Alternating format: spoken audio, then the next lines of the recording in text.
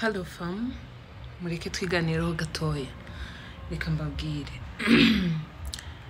Maze iminsi ntari update ariko nagarutse. Mureke twiganire ku bya Bruce Melody na Elle.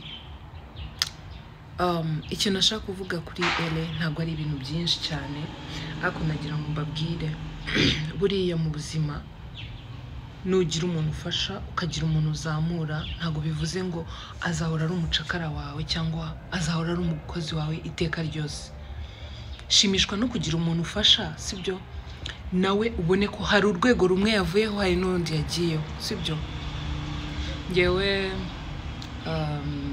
Bruce Melody ndamukunda, na Elle ndamukunda, ariko ndagira ngo mvuge iki kintu, sibyo? Saga nabonye cyangwa ibintu bari gupfa, mu byukuri bari gupfa ko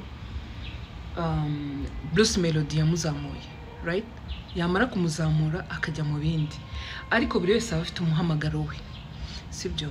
Ashobora kuba biriya byo kuba yari umuproducer yarabikoraga, ariko akaba yari afite indi ndoto yo kuvuga ngo ndashaka kuba umuhanzi nkuko Yago yari nyamakuru mwiza, ariko akavuga ngo ngewe ibi bintu nubwo nabijemo shaka kuba umuhanzi. Rero na Elle ntago nzi impamvu bamuveba cyangwa hazamo beef hagati y'abantu babiri, sibyo? Buriya iyo abantu bari gushwana baba bafite ibintu byinshi bapfa pe, sibyo?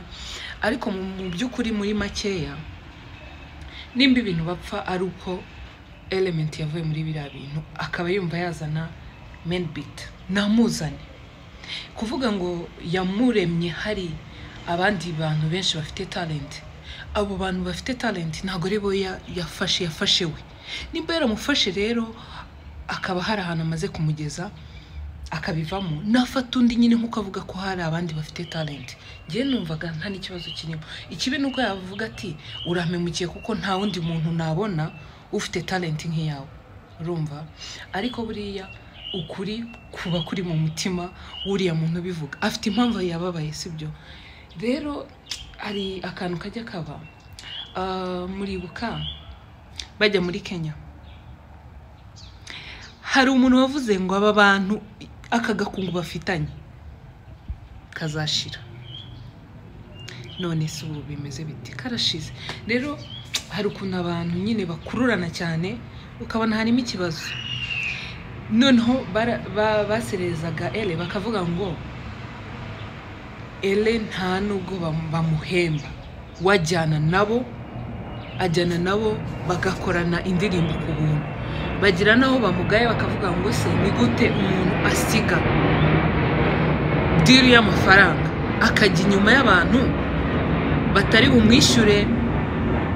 Ako kantu nako kigeze kubamo. Rero ikintu nabivugaho ngewe, ikintu numva nabivugaho ibintu bijyanye na Elle na Bruce Melody kuri akuntu bari gushwana,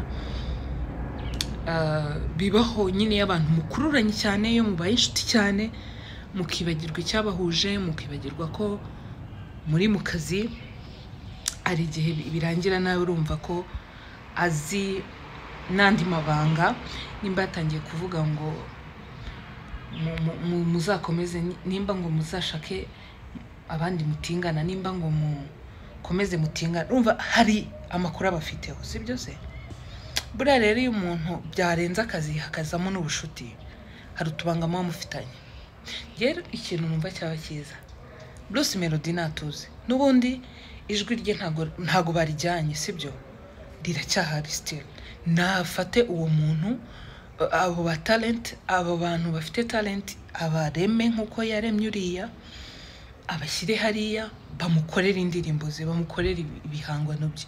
Nabo nibagenda atazisaza afata abandi, kuko ntago uriya muntu baramubyaye, na nubwo uba waramuremye ngo umubwire ngo guma aho ngaho, urumva? Uburyo yamuremyemo wenda yamuremye mu buryo bwo kumukorera imiziki, ariko ntago nanone yamuziritse. Iriya ntago ari gereza, urumva? Igihe kiragera umuntu akavuga ati rero ngewe ndahinduye ngiye mu bindi. Ntago numva rero ukuntu umuntu bamuzirikira ahantu hamwe. Ni umuntu nawe rega, ni umuntu afite ubuzima bwe, afite ukuntu abayeho, afite indoto ze, afite ibyo ashaka kugeraho. Ntabwo rero nibaza ukuntu umuntu akutera ubwoba akubwira ngo nagushyira hasi, ngo nakuzimya. Come on. Ushobora kuba warabikoze nko kumurema, wowe ukagira ngo ni wowe, kandi wenda ari Imana yagucishijemo kugira ngo nyine agera hageze tumumenye. Urumva rero ntagagire umuntu ukanga undi, kubera ko twese ntabwo tuzi reka mbabwire, nubwo turi kuri iyi si ariko mu by'ukuri tubona bucya bukira, tukabona duhumeka umwuka tutazi ahantu turutse, sibyo? Isaha n'isaha nyine ni handi wumva ngo umuntu yapfuye. Kubera iki? Umwuka urashira nyine akagenda. Ntabwo tuba tuzi aho hantu ngo birava he, tuzi ahantu umwuka uva. Ntabwo umuntu ukunda wakemera ko apfa ngo agende, wakemera niyo bakubwira ngo imitungo yose uyitange umutangire bushyashya, wakemera ukayitanga, ariko ukabona umuntu wagarutse mu buzima, mukongera mukagira gute, mukongera mukaba muri kumwe. Rero nakagira abantu bakanga abandi kuvuga ngo wamuzimya, ushobora no kumuzimya ahubwo ugasanga ni wowe wizimije. Kubera iki? Nyine ibyo bintu uri gukora, ibyo babyita gukanga. Urumva? Kandi buriya nawe yagiye gufata umwanzuro, ntabwo wamukanga kuko nyine ubwo yafashe umwanzuro awufashe, afite impamvu yavuye muri iriya crew, iriya group.